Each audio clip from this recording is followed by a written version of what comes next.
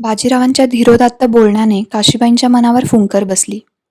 त्या पूर्वीप्रमाणे वाड्यात वावरू लागल्या, उपचारही घेऊ लागल्या.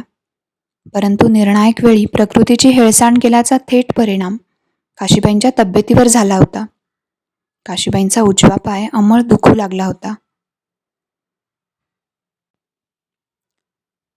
पावसाळ्यात पायाचे दुखणे आणखी वाढले. काही बाई उपचार करून काशीबाईंनी प्रत्येक वेळी वेळ मारून नेली. पावसाची झड असेपर्यंत बाजीरावांचा मुक्काम पुण्यात होता. दसरा साताऱ्यात साजरा करून निरोपाचा विडा घेऊन सीमोल्लंघनासाठी चित्रदुर्गाकडे मोहिमेसाठी प्रस्थान करावे, अशी बाजीरावांची योजना आखणी झाली होती. मोहिमेवर जाण्यापूर्वीचे सारे औपचारिक तपशील हातावेगळे करून बाजीराव प्रसन्न मनाने आपल्या दालनात आले. दालनात काशीबाई पुष्करणीजवळ चाफ्याच्या फुलांची सजावट करत होत्या.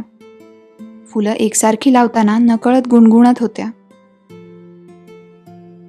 पेशवींपदाचा डामडौल प्रतिष्ठेने सांभाळणाऱ्या, भटघराण्याच्या थोरल्या स्नुषेसाठी आखलेल्या अदृश्य परिघात वावरणाऱ्या काशीबाईंना असं उन्मुक्तपणे गाणं गुणगुणताना पाहून बाजीरावांना आश्चर्यमिश्रित समाधान वाटलं. पेशवींबाई आज भलतंच खुशीत दिसतात. आपले भरजरी पागोटे तपकात ठेवत बाजीराव म्हणाले. काशीबाईंनी चमकून वळून पाहिले. मंचकावरील बिछायतीवरील लोडाला टेकून बसलेल्या बाजीरावांना पुष्करणीमधले पाणी प्यायला देत काशीबाई अधीरतेने म्हणाल्या. चासेहून मातुश्रींचे पत्र आले आहे. बंधू कृष्णरावांचा विवाह निश्चित झाला. दसरा दिवाळी नंतरचा मुहूर्त काढणे आहे. तीर्थरूप इकडे सारं सविस्तर कळवतीलच. पाणी पिऊन रिकामा झालेला पेला काशीबाईंच्या हातात देत बाजीराव म्हणाले. वा, ही तर फारच आनंदाची बाब आहे. काशीबाई मनाने आधीच माहेरी पोचल्या होत्या. स्वतःशीच पुटपुटल्यासारख्या त्या म्हणाल्या. आपतेष्टांच्या गाठीभेटी होतील. नाना आणि रामचंद्र आजोळच्या अंगणात खेळतील. दागदागिने, कपडे लत्ते सारं करता करता लग्नघरातले मास 2 मास भुरकन उडून जातील. तुम्ही 2 मास माहेरी जाणार आहात? बाजीरावांच्या स्वरात जिव्हाळ ओलावा होता. हो तर, काशीबाई म्हणाल्या. आमच्या बंधूंचा लग्न सोहळा आहे. इकडून किती दिवस येणं होईल? अंदाज घेत काशीबाईंनी विचारले. क्षणभर बाजीरावांना पेच पडला. उसासा टाकत ते काशीबाईंना म्हणाले. आम्हाला लग्नाला येणं जमायचं नाही काशीबाई. साताऱ्यात दसरा करून आम्ही चित्रदुर्गाच्या मोहिमेसाठी प्रस्थान करणार आहोत. मोहीम मोठी आहे. अनेक हिंदू राजांना मांडलिक करून घ्यायचं आहे. 4-6 मास सहज खर्ची होतील. बाजीरावांचे ते शब्द ऐकून काशीबाईंच्या सुकुमार चेहऱ्यावरचे हासरे भाव क्षणात निवळले. हातात धरलेल्या पदराच्या टोकाकडे पाहत खालमानेने काशीबाई म्हणाल्या. मग आम्ही 2 मास गेलो काय आणि 4 मास गेलो काय? इकडे काय फरक पडणार? फरक पडतो काशीबाई, बाजीराव समंजस हसून म्हणाले. नातलगांनी भरलेलं लग्न घरात आम्ही तुम्हाला पत्र कसं पाठवणार? तिरप्या नजरेने बाजीरावांकडे एक कटाक्ष टाकून पुन्हा पदराशी चुळबुळ करत काशीबाई म्हणाल्या. जसं काही प्रत्येक वेळी मोहिमेवर असताना इकडून पत्र पाठवणंच होतं. हिरमुसलेल्या काशीबाईंकडे पाहून हसून बाजीराव म्हणाले. परंतु ही मोहीम निवांत आहे. आमच्यासह फत्तेसिंग भोसलांसारखे अनेक सरदारही असणार आहेत. बाजीरावांना विनवण्याचा शेवटचा प्रयत्न म्हणून काशीबाईंनी अगतिकतेने विचारले. इतर सरदार आहेत तर इकडून लग्न उरकून मागाहून गेलं तर नाही का चालायचं? आपल्याकडे आशेने पाहत असलेल्या काशीबाईंच्या विलोभनीय डोळ्यांकडे पाहत बाजीरावांनी नकारार्थी मान हलवली. तशा काशीबाईंच्या भुवया आक्रसल्या. काशीबाईंच्या चेहऱ्यावरचे दुखरे भाव टिपत बाजीराव म्हणाले. इतर सरदार असले तरी सारी भिस्त आमच्यावरच आहे काशीबाई. छत्रपती म्हणतात केवळ आमच्याकडे पाहूनच दक्षिणेतील राजे स्वराज्याचे मांडलिक होतील. काशीबाईंनी एक चोरटा कटाक्ष बाजीरावांकडे टाकला. काशीबाईंच्या चर्येवरचे बदललेले नेमके भाव टिपून उसन्या रागाने बाजीराव म्हणाले. तुम्ही मात्र आमच्या खूबसूरतीबद्दल कधीच बोलत नाही काशीबाई. इतर कोणी व्यक्त झालं तर त्यांनाही बोल लावता. बाजीरावांचे ते बोलणे ऐकून काशीबाईंना हसू लपवणे कठीण झाले. नाजूक ओठांच्या पाकळ्या मिटून हसू आवरण्याचा प्रयत्न करत असलेल्या काशीबाईंना पाहून बाजीरावांनाही हसू आले.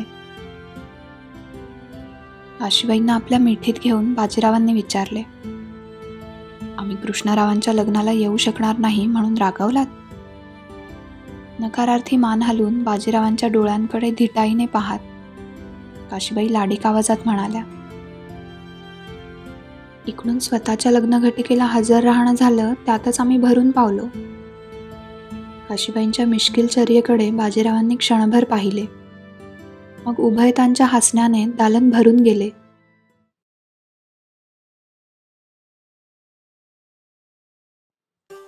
साताऱ्यास जाण्यापूर्वी खुद्द बाजीराव काशीबाईंना माहेरी सोडायला चासगावात गेले. श्वशूर महज्जी पंतांची त्यांनी जातीने भेट घेतली. शिवबाई आणि कृष्णरावांची आपुलकीने विचारपूसही केली. महज्जी पंतांनी बाजीरावांच्या संयुक्त मोहिमेसाठी 2 लाखांची रक्कम 2 दिवसात नगद पेश केली होती. बाजीरावांनीही वायदा केलेल्या वेळेत व्याजासकट रकमेची परतफेड केली होती. या पारदर्शक व्यवहारासाठी उभयतांनी एकमेकांना धन्यवाद दिले. आपल्या माहेरच्यांशी आपुलकीने बोलणारे बाजीराव काशीबाईंना आपल्याशी हास्यविनोद करणाऱ्या बाजीरावांपेक्षा कितीतरी पोक्त भासत होते. बाजीरावांनी दाखवलेल्या त्या अगत्यामुळे काशीबाईंच्या मनावरचे दडपण दूर झाले होते. चासकर जोशांचा पाहुणचार घेऊन काशीबाईंकडे काळजाचा ठाव घेणारा एक कटाक्ष टाकून बाजीरावांनी घोड्यावर मान टाकली. निमेषार्धात बाजीरावांच्या अश्वपथकाने चासकमान गावाची वेस ओलांडली. भरधाव वेगाने घोडा फेकत असलेले बाजीराव नजरेआड होण्याआधी काशीबाईंच्या नेत्रांनी तो दर्शन सोहळा आटोपता घेतला. कुटुंबियांसह काशीबाई पुन्हा वाड्यात आल्या. माहेरच्या त्या उत्सवपूर्ण वातावरणात आणि मंगल कार्यासाठी सज्ज असणाऱ्या टोलेचंग वास्तूत काशीबाईंचे मन रमले.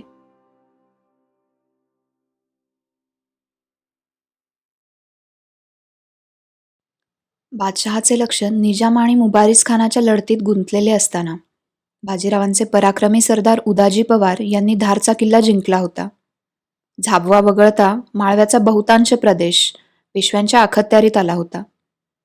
शाहू महाराजांच्या परवानगीने पेशव्यांनी माळव्यात कृष्णाजी हरी, त्र्यंबक गंगाधर, केशव महादेव या लोकांना तैनात केले होते. नियुक्ती केलेल्या या लोकांच्या हिशेब तपासणीसाठी, कारभाराच्या देखरेखीसाठी बाजीरावांनी अंबाजीपंत पुरंदरांना माळव्यात पाठवले होते. पेशव्यांची ही अविश्रांत यशस्वी घोडदौड पाहून शाहू महाराज खुश होते. पेशव्यांच्या स्वागतार्थ लखनौहून आलेल्या नर्तकींच्या ताफ्यांचे नाच गाण्याचे कार्यक्रम त्यांनी आयोजित केले होते. रंगमहालाच्या मंडपात धूपनाचे धूम्रवलय उठू लागले. पाठोपाठ नर्तकींचे आगमन झाले. नर्तकींचे मोहक नृत्याविष्कार आणि धूपनाची सुगंधी धूम्रवलय यात रंगमहालाचा तो मंडप अधिकच आकर्षक दिसू लागला. घटकाभर तो राजविलास उपभोगून छत्रपती शाहू महाराज बाजीरावांसोबत आपल्या महालात आले. महालातील जरीबतूची बिछायात केलेल्या बैठकीवर बसत शाहू महाराजांनी विचारले, बोला राव, मोहिमेसाठी तयार? बैठकीवर बसत होकारार्थी मान हलून बाजीराव म्हणाले, मात्र इतर सरदारांना या मोहिमेवर पाठवण्याबद्दल महाराजांनी फेरविचार करावा. आम्ही ही मोहीम एखादी तडीस नेऊ शकतो. बेशक, शाहू महाराज म्हणाले, त्याबाबत आम्हाला शंकाच नाही. मात्र या वयस्क मंडळींना मांडलिकी धोरणांचा चांगला अभ्यास आहे. शिवाय पेशवे मोहिमांवर असताना इथे आम्ही कोणतं वादळ थोपवून धरतो याची जाणीवही पेशव्यांना होईल. किंचित हसून बाजीराव म्हणाले, महाराजांची तशी आज्ञाच असेल तर आमची हरकत नाही. मात्र हे सारे मानी सरदार एकत्र आल्यावर मोहिमेत एकसूत्रीपणा राहत नाही. गौण गोष्टींवरून खटके उडतात. आम्ही काही सूचना केल्या तर यांचा अहंकार दुखावतो. म्हणून महाराजांना विनंती आहे की मोहिमेची सारी सूत्र एक हाती ठेवावीत. इतरांना त्याच्या आज्ञेत राहण्यास सांगावे. विचार करत शाहू महाराज म्हणाले, मग सूत्र कोणा हाती द्यावीत हेही तुम्हीच सांगा. बाजीरावांनी तत्काळ उत्तर दिले, फत्तेसिंग भोसले. शाहू महाराजांना बाजीरावांच्या मुत्सद्देगिरीचे कौतुक वाटले. इतक्यात हुजराने वर्दी दिली. कुत्तेवान जातीवंत कुत्री घेऊन आले आहेत. महाराजांच्या आज्ञेसाठी खोळंबले आहेत. घेऊन या त्यांना, शाहू महाराज म्हणाले. काही वेळातच कुत्तेवान काही निवडक कुत्री घेऊन हजर झाले. महाराजांची नजर चमकदार कातडी असलेल्या श्वानांवरून फिरू लागली. महाराज ज्याच्याकडे पाहतील त्याची जानकारी कुत्तेवान देऊ लागला. कन्नी, कोंबई, पांडीकोना या जातींची कुत्री दाखवून कुत्तेवान निर्णयासाठी महाराजांकडे पाहू लागला. शाहू महाराज बाजीरावांकडे पाहून म्हणाले, सांगा राऊ, शिकारीसाठी तुम्ही यातला कोणता श्वान सोबत घ्याल? साऱ्या कुत्र्यांना न्याहाळून एका सफेद रंगाच्या श्वानाकडे अंगुली निर्देश करत बाजीराव म्हणाले, हा घोड रंगाचा शुभ्र श्वान. हसून शाहू महाराजांनी विचारले, रंग शुभ्र आहे म्हणून? नकारार्थी मान हलवून बाजीराव म्हणाले, हा श्वान चणीला बारीक आणि पाय उंच आहेत. धावणीत हा कोणालाही ऐकायचा नाही. याचा आक्रमक पावित्र्य पाहून हात सहज तलवारीच्या मुठीवर जातोय. कुत्तेवान दुजोरा देत म्हणाला, सरकारांचं म्हणणं 16 आणि खरं हाय महाराज. राजपलयम जातीचं हे कुत्रं अस्वलाची बी शिकार करू शकते. दिसायला बारीक पण दांडगट आहे. महाराजांनी कुत्तेवानाला त्या श्वानाची रक्कम कारभाऱ्यांकडून घेण्यास सांगितली. हुजऱ्याला तशी आज्ञाही केली. इतक्यात सदरेवर राणीसाहेबांचे आगमन झाले. पेशव्यांनाही श्वानांचा शौक आहे याची जानकारी नव्हती आम्हाला. शाहू महाराज विस्मयाने म्हणाले. बैठकीवर सावरून बसलेले बाजीराव नम्रपणे म्हणाले, शौक तसा नाहीच, मात्र रपेटीला गेलं असताना मुळा नदीजवळ आम्हाला एक शिकारी कुत्रा नजरेस पडला होता. ते दृश्य काहीसं चमत्कारिकच होतं. चमत्कारिक कशामुळे? उत्सुकतेने शाहू महाराजांनी विचारले. बाजीराव सांगू लागले, आम्ही जो काळा शिकारी कुत्रा पाहिला त्याचा पाठलाग चक्क एक शुभ्र रंगाचा ससा करत होता. काही क्षण आमच्याच डोळ्यांवर विश्वास बसला नाही. अजबच आहे, राणीसाहेब आश्चर्याने भुवया उंचावून म्हणाल्या. पेशव्यांनी याचा शकून पाहिला का? नकारार्थी मान हलवून बाजीराव म्हणाले, आत्ता या श्वानांकडे पाहूनच ते दृश्य पुन्हा आठवलं. राणीसाहेबांनी टाळी वाजवून सेवकाला बोलावले. पुरोहितांना राजप्रासादात बोलावण्याची आज्ञा केली. मग उत्कंठेच्या सुरात राणीसाहेब म्हणाल्या, दौलतीच्या पेशव्यांना असं काही दिसत असेल तर चांगला वाईट शकून पाहायला हवा. काही वेळाने राजपुरोहित महालातील सदरेवर आले. घडलेला प्रसंग पुरोहितांसमोर राणीसाहेबांनी ऐकवला. हातातील शकून संदर्भाच्या पोथीची हस्तलिखित चाळून राजपुरोहित म्हणाले, चिंता नसावी, हा शुभशकून आहे. हे असामान्य दृश्य भविष्यात होणाऱ्या अधर्मावरील धर्माचा विजय दर्शवतं. ज्या जागेवर हा दृष्टांत मिळाला तिथे प्रासाद बांधून त्याची वास्तुशांत करवल्यास ती जागा लाभेल आणि अखंड यश देईल यात शंका नाही. पुरोहितांचं मानपान करून महाराजांनी त्यांना निरोप दिला. मग बाजीरावांना ते विचार करत म्हणाले, कैक दिवसांपासून हा विषय आमच्याही मनात घोळत होताच राहू. धडफळेवाडा सदर भरवण्यास अपुरा पडतो ही अडचणही आहेच. चांगला मुहूर्त पाहून या जागी भूमिपूजन करावे, पोट बांधायला सुरुवात करावी. पुणे कसबा लवकरच आम्ही कागदोपत्री तुमच्या नावावर करू. महाराजांना मुजरा करून बाजीराव म्हणाले, छत्रपती स्वामींना सेवकांची इतकी चिंता आहे तर स्वामींच्या पुण्याईने ते म्हणतील तसेच होईल. भरल्या मनाने बाजीरावांनी छत्रपतींचा निरोप घेतला.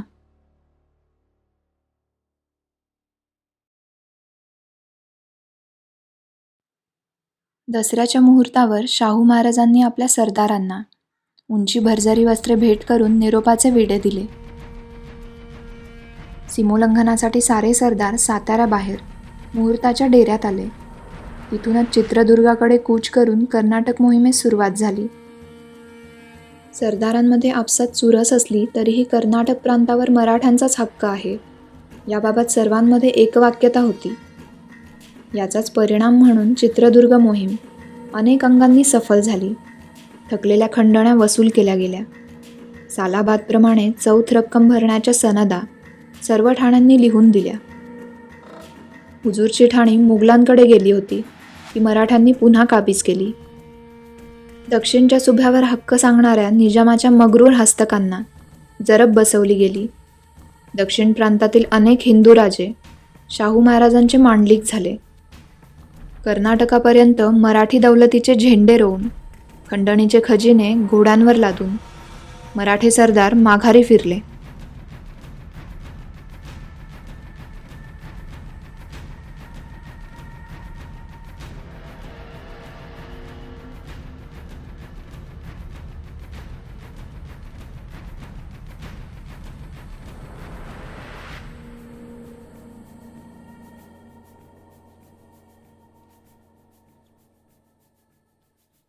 वैशाख मासाचा शुक्ल पक्ष आला. नभीचा चंद्रमा कलेकलेनं वाढू लागला. काशीबाईंनी राधाबाईंकडे कुरकुमच्या फिरंगाई देवीच्या यात्रेस जाण्याची इच्छा बोलून दाखवली. राधाबाईंनी तत्काळ परवानगी दिली. सोबत रखमाबाईंनाही नेण्यास सांगितले. पेशव्यांची कुलदेवी असलेल्या फिरंगाई देवीवर काशीबाईंची अतूट श्रद्धा होती. फिरंगाई देवीला प्रथम पाहताना आपण आपल्या खऱ्या आईलाच प्रत्यक्ष पाहत आहोत, ही भावना काशीबाईंच्या मनात दाटून आली होती. तेव्हापासून फिरंगाई देवीच्या यात्रेस काशीबाई न चुकता जात असत. मनातलं हितगुज देवीपाशी बोलून त्यांना हलकं वाटे. शिवबाई सावत्र आई असल्या तरीही काशीबाईंवर त्यांनी पोटच्या मुलीप्रमाणे प्रेम केले होते. परंतु पोरवयात असल्यापासून आपली खरी आई कशी दिसत होती, हा प्रश्न अनेकदा काशीबाईंना पडला होता. फिरंगाई देवीच्या दर्शनाने काशीबाईंच्या मनाची ती अनामिक पोकळी भरून निघाली होती. वैशाख पौर्णिमेच्या एक दिवस अगोदर काशीबाई आणि रखमाबाईंचे मेणे पुण्यातून निघाले. पहिल्या प्रहरी निघालेले मेणे तिसरा प्रहर संपत आला तेव्हा कुरकुम गावाच्या वेशीवर आले. सोबत खास सुरक्षा पथकही होतं. डोंगराच्या पायथ्याशी मेणे थांबले. काशीबाई आणि रखमाबाई मेण्यातून बाहेर आल्या. काशीबाईंनी डोंगरावरील देवीच्या देवळाकडे पाहून हात जोडले. यात्रा असल्याने चढणीच्या मार्गावर वर्दळ होती. डोंगर पायथ्याशी अनेक चीजवस्तूंची दुकानं लागली होती. एव्हाना अंधार झाला होता. मशाली, पलोतांचे दिवे दूरपर्यंत टिमटिमत होते. उत्सवाचे ते वातावरण पाहून काशीबाई आणि रखमाबाईंचे मन प्रसन्न झाले. प्रवासाची मरगळ दूर झाली. मेणे थांबलेले पाहून एक कुळंबीण धावत आली. बाईसाहेबांनी इकडे चलावं असं म्हणून दुकानाच्या रांगेला बगल देऊन ती चालू लागली. चढणीच्या पहिल्या पायरीजवळ येताच काशीबाईंनी आपली पायताणं उतरवली. रखमाबाईंनीही त्याचे अनुकरण केले. जवळच जनाना चढाव राखत बसलेला हुजऱ्या धावत आला. काशीबाई आणि रखमाबाईंची पायताणं उचलून त्याने काशीबाईंना 3 वेळा मुजरा केला. हुजऱ्या गेल्यावर काशीबाई आणि रखमाबाईंनी डोंगर चढण्यास सुरुवात केली. हुजऱ्याने जसा मुजरा केला तसा करण्याची पद्धत आपल्याकडे नाही? काशीबाईंनी रखमाबाईंना विचारले. रखमाबाई काही बोलणार इतक्यात कुळंबीण म्हणाली, त्याने मोगली पद्धतीचा कुर्निसात केला बाईसाहेब. मोगल? मग इथे काय करतोय यात्रेत? काशीबाईंनी आश्चर्याने विचारले. त्याला तशी सजाच फरमावली आहे बाईसाहेब, कुळंबिणीने सांगितले. काशीबाईंना आश्चर्य वाटले. विस्मयकारक शब्दात त्यांनी विचारले, जोडे सांभाळण्याची शिक्षा? फक्त बाई माणसांचे जोडे सांभाळण्याची शिक्षा, कुळंबिणीने सांगितले. काशीबाईंची उत्सुकता आता शिगेला पोचली होती. मशालजी आणि पलोतेधारकांनी दाखवलेल्या पिवळसर उजेडात बरंच अंतर चालून झालं होतं. एका दगडावर विसाव्यासाठी टेकत काशीबाईंनी कुळंबिणीला पुन्हा प्रश्न केला, पण अशी मानहानिकारक शिक्षा फरमावली कोणी आणि का? कुळंबीण सांगू लागली, मागल्या वर्षीची गोष्ट आहे. हा हुजऱ्या आधी पुण्यात कोतवाल होता. लई थाट होता त्याचा. पर बटकी बाजारात अनेक चांगल्या घरच्या पोरी परागंदा झाल्या याच्यामुळं. काशीबाईंचे मन ते ऐकून सरकले. रखमाबाई आणि काशीबाईंनी एकमेकींकडे पाहिले. मग पुढे काय झालं? रखमाबाईंनी विचारले. एकदा एका चांगल्या घरची सून भटकीच्या बाजारात घावली. तिची सासू खमकी होती. तिनं थेट पेशव्यांकडेच तक्रार केली. पेशवे सरकारांनीच कोतवालाला ही शिक्षा फरमावली. काशीबाईंना शब्द सुचत नव्हते. बाजीरावांनी कोतवालाला अशी शिक्षा का द्यावी असा विचार करत असतानाच कुळंबीण पुढे म्हणाली, सरकार म्हणले होते, बाई माणसाची इज्जत करता येत नसल तर जोगेश्वरीच्या दर्शनासाठी येणाऱ्या बाया बापड्यांचे जोडे राख. मग हा गिडगिडला. अब्रू जाण्यापरीस गर्दन मारा म्हणाला.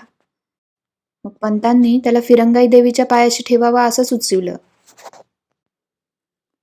काशीबाई काही न बोलता रखमाबाईंसह पुन्हा उठून पायऱ्या चढू लागल्या. कुळंबिणीची बडबड चालूच होती. कोतवालीचा सारा माजच उतरलाय त्याचा. पार देशोधडीला लागलाय. कुटुंबाची बी वाताहात झाली या. पर जसं पेरल तसंच उगवणार. काही वेळातच सर्व मंडळी डोंगरावरील हेमाडपंथी मंदिरात पोचली. एव्हाना दर्शनासाठी आलेल्या लोकांची पांगापांग झाली होती. मंदिरात पुजारी सोडले तर काही तुरळक लोक होते.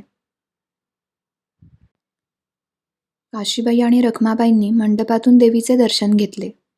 मग दोघी ओवरीजवळ आपल्या मुक्कामाच्या ठिकाणी आल्या. मुक्कामाच्या खोलीत गरजेची मोजकी सामुग्री होती. गिरदीवर चादरीची बिछायत केली होती. कुळंबिणीने गडव्याने माठातले गार पाणी प्यायला दिले. बिछायतीवर बसून गार पाणी प्यायल्याने काशीबाईंचा शिणावटा काहीसा दूर झाला. दुसऱ्या दिवशी पहाटे येण्यास सांगून काशीबाईंनी कुळंबिणीला निरोप दिला. काशीबाईंच्या डोक्यात अजूनही कुळंबिणीचे शब्द घोळत होते. देशोधडीला लागलाय त्यो. कुटुंबाची बी वाताहात झाली या. स्वतःशीच पुटपुटल्यासारख्या काशीबाई म्हणाल्या, एखादी गोष्ट इकडच्या कानावर घालण्याआधी आम्ही 10 वेळा विचार करायला हवा. काशीबाईंना वाईट वाटलेलं पाहून समजुतीच्या सुरात रखमाबाई म्हणाल्या, तुम्ही वाईट वाटून घेऊ नका ताईसाहेब. त्याच्यामुळे अनेक मुलींची मानहानी झाली, म्हणून त्याला शिक्षाही मानहानीकारकच मिळाली. हे योग्यच आहे. पण त्याच्या कुटुंबाची काय चूक? काशीबाई विचार करत म्हणाल्या. इकडची स्वारी भेटताच बोलू आम्ही याबद्दल. असे म्हणून काशीबाई काही क्षण आडव्या झाल्या. गळ्यातल्या पुतळा हाराची एक पुतळी डाव्या डोळ्याच्या पापणीवरून फिरवत काशीबाई म्हणाल्या, आज सकाळपासूनच डावा डोळा फार फडफडतोय आमचा. चेष्टेच्या सुरात रखमाबाई म्हणाल्या, आता लवकरच भेट होणार असे दिसते. काशीबाई हसल्या.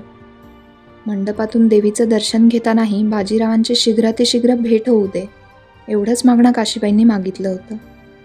रखमाबाईंच्या मुखातून जणू फिरंगाई देवीच बोलली होती.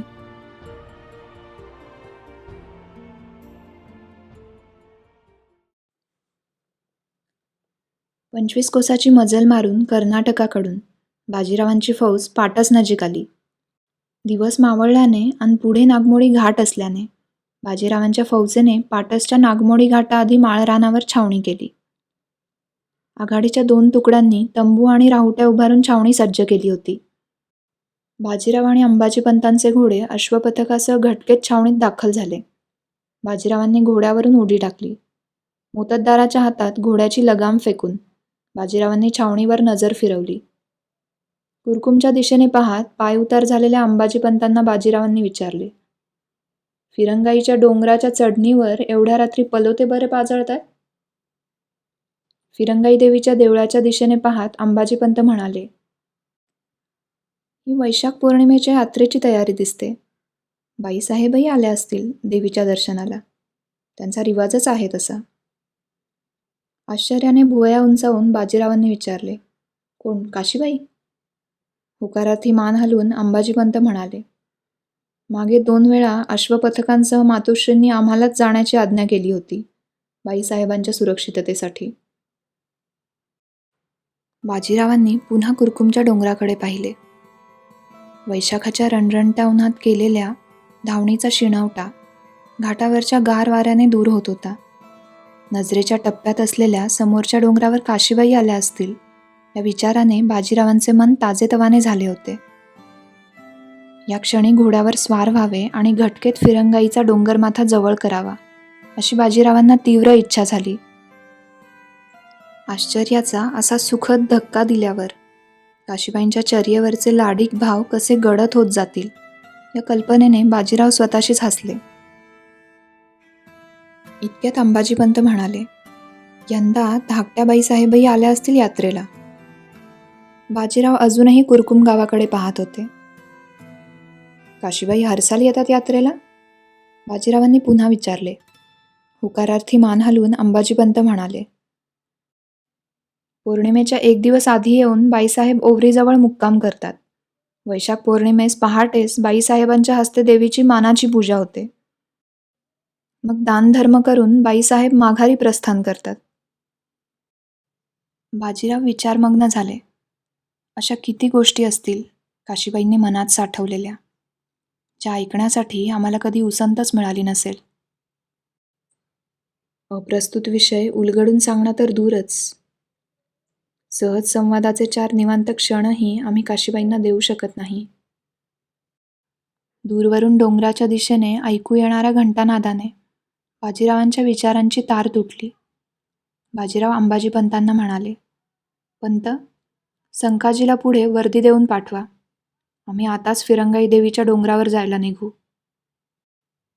वेताळाच्या डोंगरानजीक मुहूर्ताच्या डेऱ्यावर. आम्ही तुम्हाला उद्या भेटू.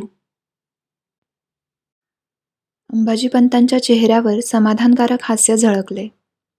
संकाजीने पुढे जाऊन पुजाऱ्यांना वर्दी दिली.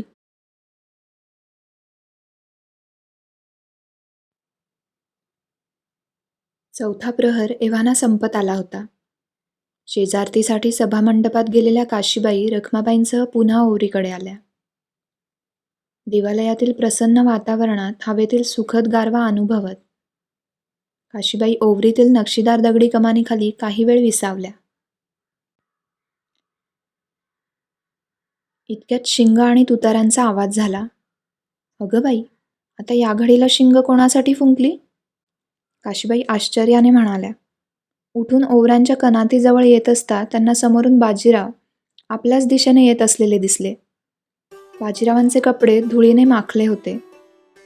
मुळात गौर असलेल्या पावलांवर उमटलेले चढावांचे व्रण उन्हातानात केलेल्या अविश्रांत धावणीची साक्ष देत होते. मात्र चेहऱ्यावर थकव्याचा लवलेशही नव्हता. डोळ्यात सळसळता उत्साह भरून आपल्याकडे पाहत असलेल्या बाजीरावांना पाहून काशीबाई लाजल्या. समोर येऊन थांबलेल्या बाजीरावांकडे त्यांनी नजर पुन्हा वर करून एक हसरा कटाक्ष टाकला. द्रुतलयीत चालणारे उभयतांचे श्वास एकमेकांकडे पाहताना अडखळले. ओठांवर गर्दी करत असलेल्या प्रश्नांना मागे सारण्याच्या प्रयत्नात काशीबाईंच्या नेत्रातून आनंदाश्रू ओघळले. उभयतांना बोलण्यासाठी एकांत मिळावा म्हणून रखमाबाई केव्हाच मुक्कामाच्या खोलीकडे गेल्या होत्या. देवालयाबाहेर मोकळ्या जागी पेशव्यांच्या मुक्कामासाठी खास बिछायत केली जात होती. तिकडे एक नजर टाकून उभयतांनी पुन्हा एकमेकांकडे पाहिले. काय झालं काशीबाई? बाजीरावांनी आवाजात विलक्षण मार्दव आणून विचारले. गालावर ओघळलेली आसवं पुसत हसून काशीबाई म्हणाल्या, इकडून असं दत्त म्हणून अचानक समोर येणं झालं. आमचं मन आनंदसागरात उचंबळून निघालं. काशीबाईंचा अजूनही डोळ्यांवर विश्वास बसत नव्हता. बाजीराव आणि काशीबाई देवालयाबाहेर केलेल्या बिछायतीजवळ आले. पुनवेच्या चांदण्यात घाटमाथा उजळून निघाला होता. पाटसच्या दिशेने इशारा करून बाजीराव म्हणाले, आमची छावणी पाटसच्या घाटानजीक पडली. पुढे नागमोडी वळणाचा कमी धाटणीचा रस्ता असल्यानं आमचा मुक्काम तिथेच पडणार होता. अंबाजीपंतांकडून आम्हाला समजलं की तुम्ही हरसाल या यात्रेला येता. तशी आम्ही घोड्यावर मान टाकली आणि तडक इकडे आलो. काशीबाई बाजीरावांचे शब्द ऐकून हरखून गेल्या होत्या. बिछायात अंथरणारे सेवक बाजीरावांना मुजरा करून निघून गेले. भोजनाचं काय? काशीबाईंनी विचारले. बिछायातीवर बसून लोडाला टेकत बाजीराव म्हणाले, आमच्या देवळीत पाऊलही न टाकता चित्त वेडावून आम्ही इकडे आलो आहोत काशीबाई. आता आमच्या भोजनाचं बघा, फार भूक लागली आहे. काशीबाई कौतुकाने हसल्या. आलोच आम्ही, असे म्हणून काशीबाई ओवरीकडे गेल्या. काही वेळातच देवालयाचा परिसर उग्रमधुर सुवासाने दरवळून गेला. काशीबाई हातात फराळाचे ताट घेऊन बैठकीकडे आल्या. बाजीरावांसमोर पाट मांडून त्यावर फराळाचे ताट ठेवत विनवणीच्या सुरात काशीबाई म्हणाल्या, इथे एवढेच मिळेल, सांभाळून घ्यावं. ताटात गरमागरम वाफाळत असलेली पानगी होती. तोंडी लावण्यासाठी पुडाच्या वड्या आणि आळवाची देठी होती. सोबत साखरेचं गोड लोणचं आणि मुगगुळाचा लाडूही होता. आश्चर्याने भुवया उंचावून काशीबाईंकडे पाहत बाजीराव म्हणाले, हे एवढेच आहे? आमची भूक तर पानगीच्या सुवासानेच चाळवली गेली. प्रसन्न हसून खाली बिछायतीवर बसत काशीबाई म्हणाल्या, आम्ही सोबत शिधा आणला होता. आणलेल्या त्या जादाच्या शिदोरीचं सोनं झालं. बाजीराव हसले. इतक्यात देवळाच्या पुजाऱ्याने दुधाचे पेले आणून दिले. काशीबाईंसोबत सुखसंवाद करत बाजीराव भोजन करत होते. काशीबाईंचं मन समाधानाने न्हाऊन निघालं होतं. फिरंगाई देवीवरची त्यांची श्रद्धा अधिकच गाढ झाली होती.